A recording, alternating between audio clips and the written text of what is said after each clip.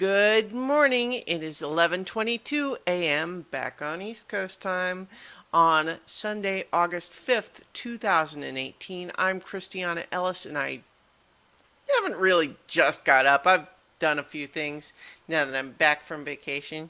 But this is 5 more minutes, and because it's Sunday, I am doing my rewatch of The Melancholy of Haruhi Suzumiya.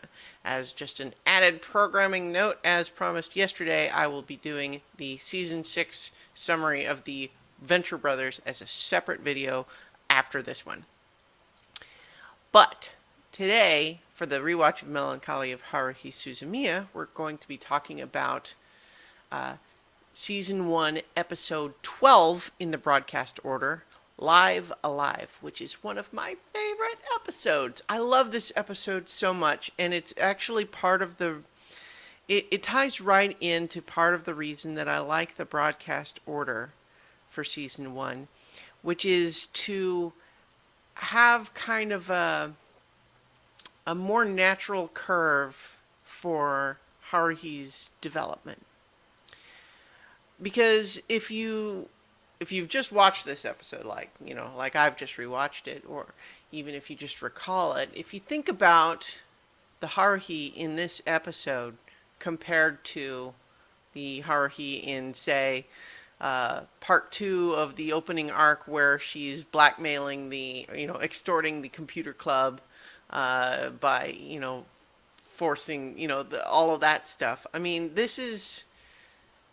she's not a different person, but it's definitely a different side of her, right?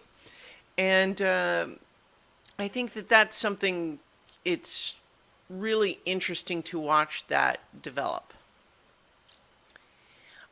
It's worth noting that if you were to put all of Season 1 and Season 2 into chronological order, this episode would be the second to last episode, followed only by Someday in the Rain, which we watched a couple of weeks ago. And I think the only... no, I take it back. I think this one is the third to the end, and it's followed by The Day of Sagittarius, which we did last week, and Someday in the Rain, which we did the week before that. But ultimately, we're almost done jumping around in time, because after this episode, we're going to go back to complete that first arc with The Melancholy of Haruhi Suzumiya, parts 5 and 6 back to back. We're still going to do one per week, but we're just not jumping around anymore. And then that's the end of Season 1, and we'll continue on to Season 2, although we'll talk more about that when the time comes. So let's talk about Live Alive, though. Why is this one of my favorite episodes? Well, the basic plot is that we are now at the Culture Arts Festival that they made the movie for. So we're reminded at the beginning of the adventures of Mikuru Asahina, the movie that they made, that we saw as the first episode when we started this rewatch. So that's finally being shown, and there's a lot of other stuff going on, things that tie in all together. And so we spend the first half of the episode with Kyon walking around with Taniguchi and Kunikita, his two friends, classmates, as they explore the various, exhibits, offerings at the festival. And so as we watch this episode, we check, this part of it, we check in with Yuki and with Mikuru and with Koizumi.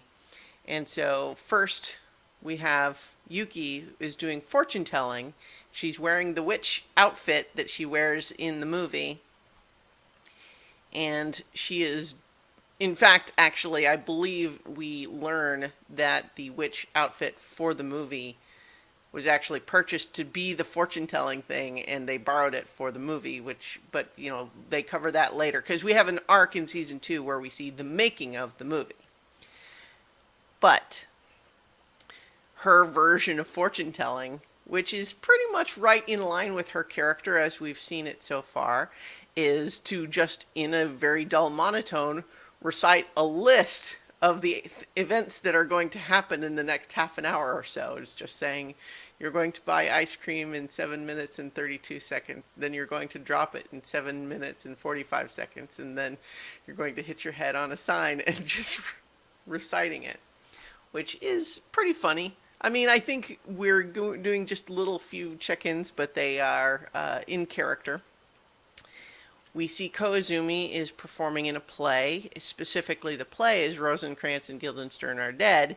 And it's interesting, too, that the one little bit we see is Koizumi's character sort of musing on the idea of the law of probability and what could influence it.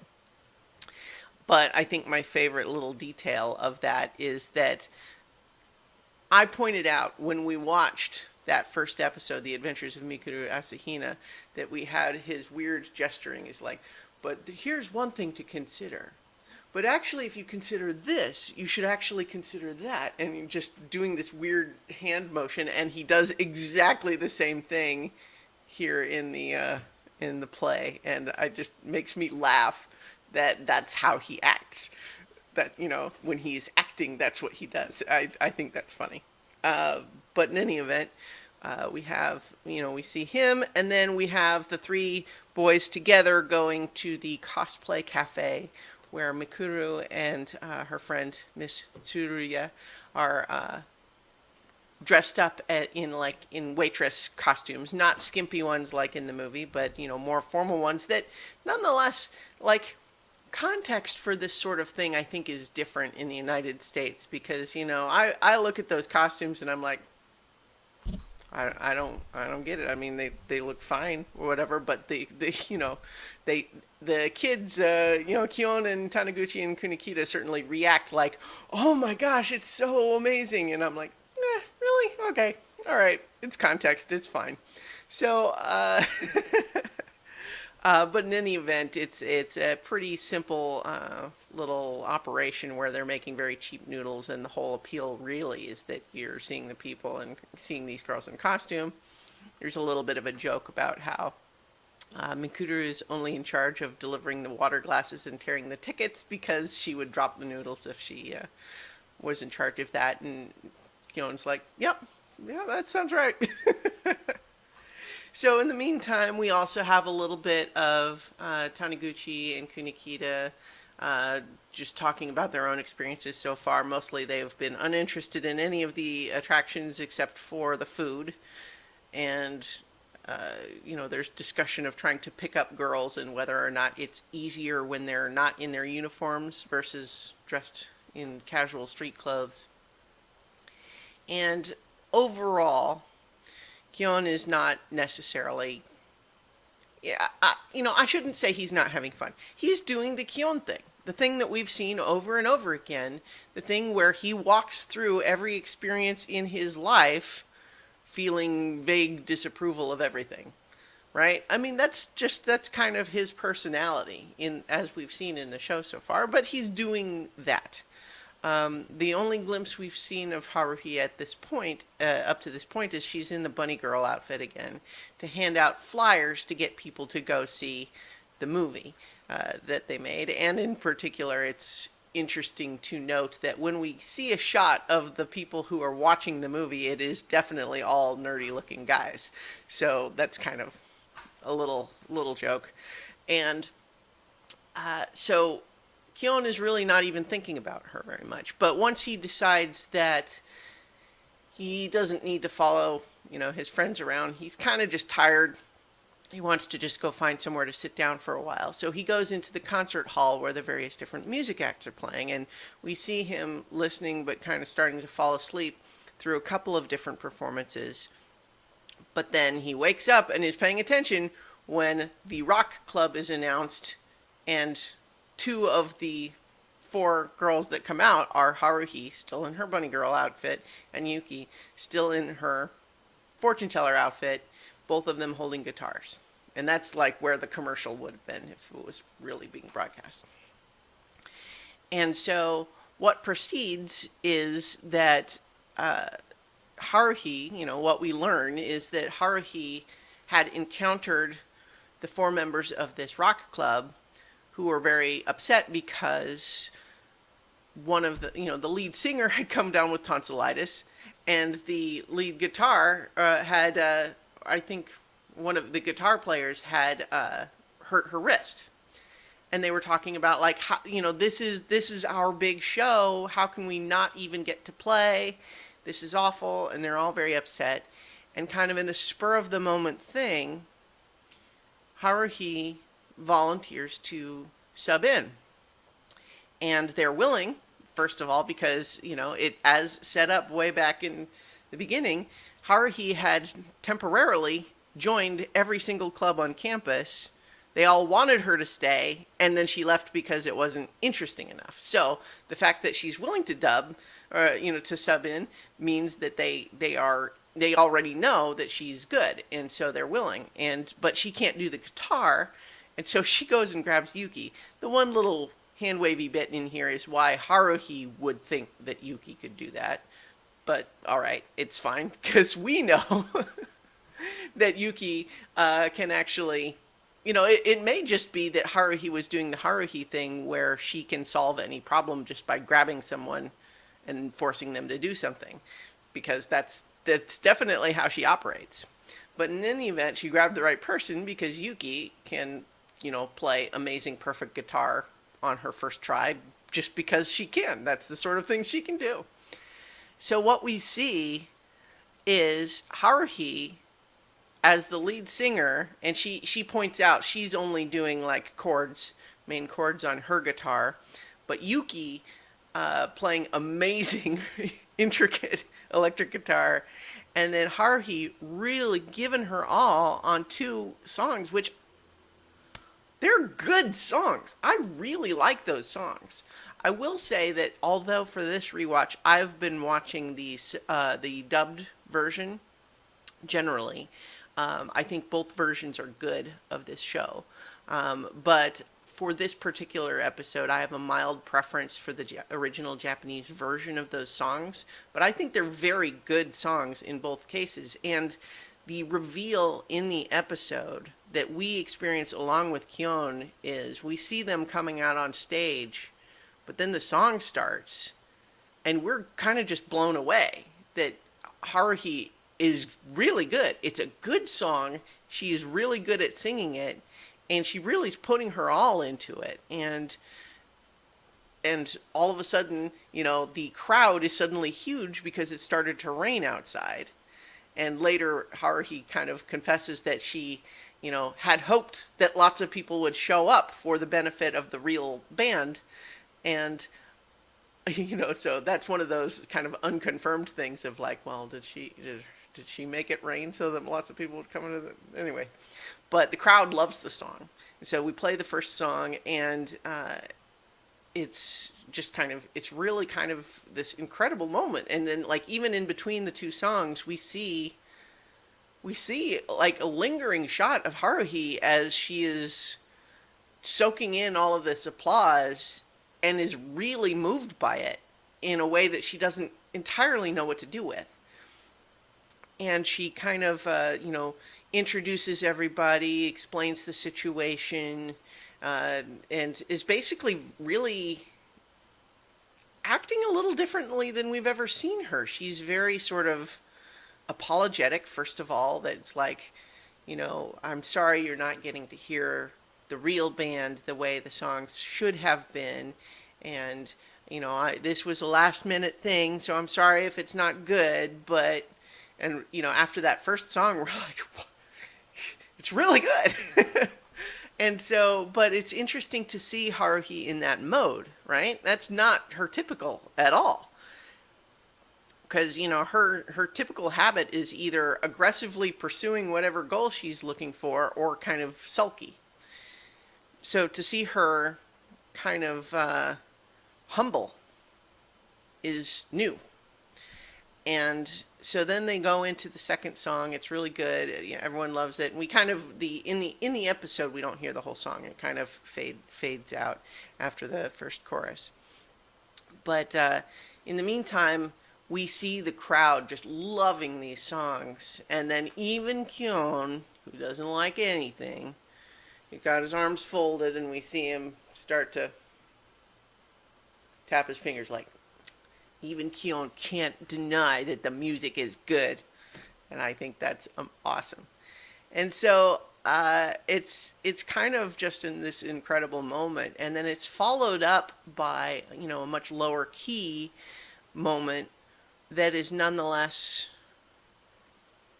amazing from a character perspective, which is Kyon hearing the story from Haruhi at lunch, and then her kind of not, like leaving the classroom during lunchtime.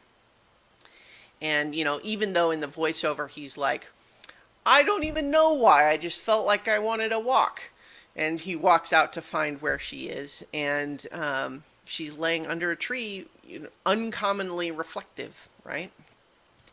And we recognize that, like, so she's feeling a little bit confused, like, I thought, I just wish that I could have done it even better.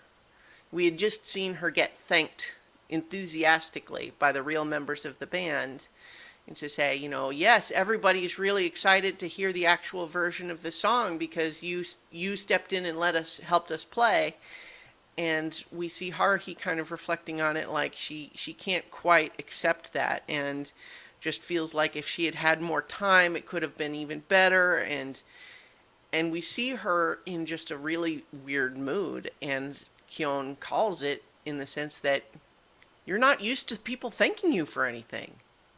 That's unusual for you. Nobody ever thanks you for the things that you do. And you're not used to it. It feels strange to have people thank you for things. And there's this moment where, because of their respective natures, neither Kyon nor Haruhi can actually take the next emotional step here, and yet they have a moment of intimacy where subconsciously they each kind of see each other across this little gap that they've built for themselves. And then it's back to normal with Haruhi saying, well, you know what? Clearly what this means is that the SOS Brigade needs to start a rock band. So here's how we're going to plan. Here, come on, I'm going to drag you. We're going to go look at the music room to see if they have any spare stuff just laying around, and into that mood. But I think that this episode, out of all of them so far, brings Kyon and Haruhi as close together as they've ever been. And it's, in parts of this series, we feel like there's no actual connection between them. It's more like she is just dragging him around, and she's awful. She does all these terrible things. But then we can also, in parts of it, see her, and the series is called The Melancholy of Haruhi Suzumiya, but in some ways you could almost call it the tragedy, because her whole nature is this idea, this conflict within her of wanting to believe in supernatural things, and yet not quite feeling like it's possible for them to exist, which is something that I think many of us can really identify with, that contradiction of wishing almost with all your heart that certain sorts of fantastical things could exist, and yet feeling like, but I don't really think they do. And living with that sort of cognitive dissonance. And then add to that, for Haruhi, the fact that they do exist because she is special, and yet her own reservations are what keep her from seeing it. And that's the key of this whole series. And I feel like the beating heart of that idea lives in this episode and in the next two that we're going to watch, The Melancholy of Haruhi Suzumiya, parts 5 and 6. And to some extent in the movie that's going to happen after season 2. And we see it, show up here and there throughout the series, but I feel like it is at its most exposed in this episode and the next two that we're going to watch. And so I feel like that's why it's my favorite. Anyway, I'm going to go ahead and leave it there. So next week on Sunday, we'll continue the rewatch with the episode The Melancholy of Haruhi Suzumiya Part 5. And so if you're interested in the Venture Brothers summary, I'm going to record that right after this video and also post it today. And in the meantime, I'll talk to you all tomorrow for 5 more minutes.